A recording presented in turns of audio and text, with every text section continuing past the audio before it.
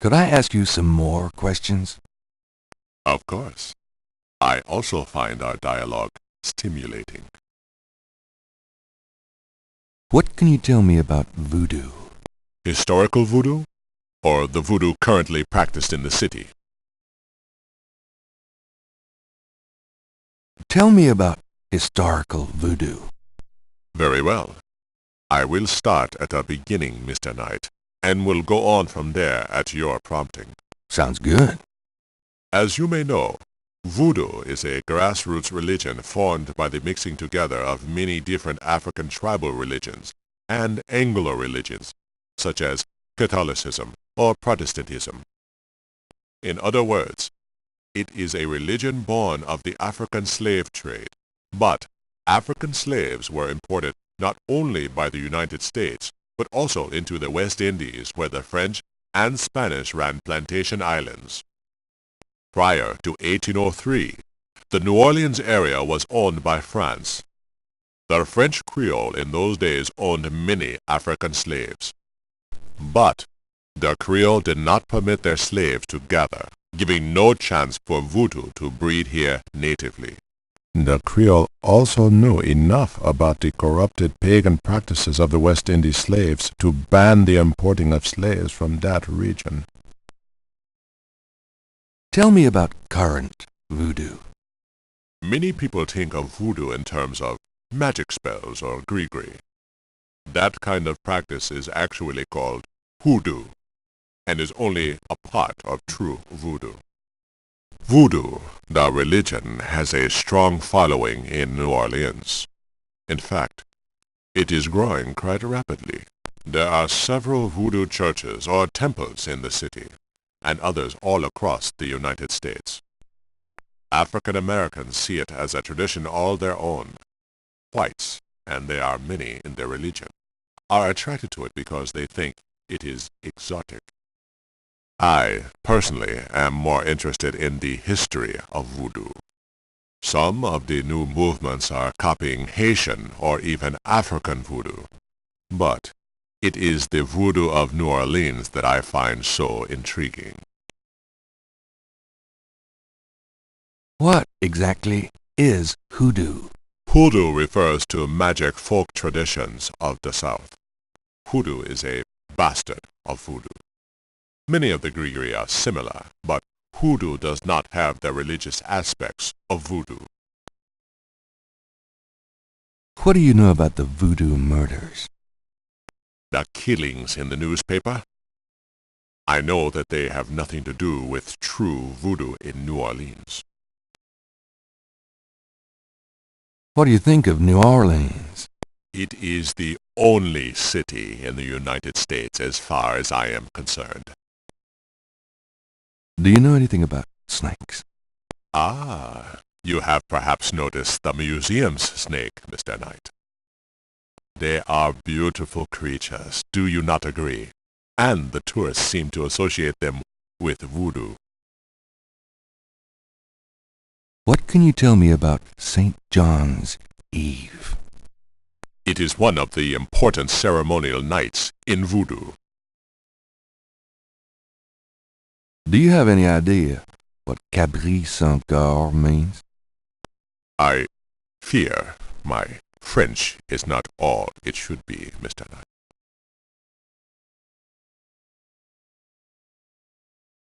Have you ever heard of a Schottenjäger? No, I have not.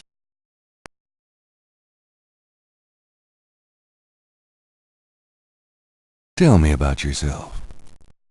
Me? Yes, if you don't mind. What is it you wish to learn? Why did you open a voodoo museum? The subject has fascinated me all my life, and I wanted to help preserve the cultural heritage it represents. What kind of background in voodoo do you have? Let us say that I cut my teeth on it, Mr. Knight. It is in my blood. Do you do anything besides run the museum? No. The museum does not make me a rich man, but my material needs are simple. I prefer to focus on my one true interest in life. What are your own religious beliefs? My beliefs are too personal and too complex to discuss with a layman, Mr. Knight. Just tell me anything. I am originally from the West Indies myself, you know. Really? What brought you to New Orleans? I was drawn here for personal reasons. Actually, I can't think of a thing. Then, let us discuss something else. What else can you tell me about St. John's Eve? I am afraid I do not know the origins of St. John's Eve. I only know that it was a night of ritual long before voodoo came to New Orleans. Is the snake yours? Do you use it in your practice of voodoo? I admire the spirit of the snake, Mr. Knight, but snakes like the museums can be quite dangerous to handle. You didn't really answer my question.